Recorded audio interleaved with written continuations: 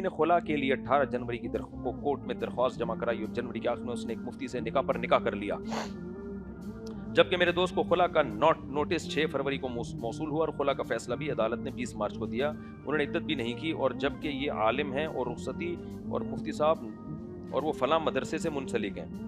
میرے دوست نے ان کے خلاف 20A کا مقدمہ عدالت میں داخل کر دیا۔ آپ بتائیے شریعت کے مطابق ان کی کیا سزا ہونی چاہیے؟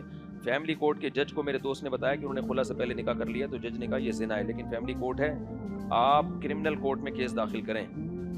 دیکھو، اگر یک طرفہ خلا ہے اور عورت نے گواہوں سے ثابت نہیں کیا تھا کہ شوہر بیسک حقوق ادا نہیں کر رہا، یا اور شوہر نے سائن بھی نہیں کیا، تو پھر یہ خلا کے بعد بھی زنا ہے۔ سمجھ رہے ہو؟ فسخ نکاح کے جب تک معتبر اسباب نہیں پائے جائیں گے اس وقت تک عدالت کا فیصلہ معتبر نہیں ہوتا۔ ہاں، کچھ نکاح کے اسباب ہیں جس سے تنسیخ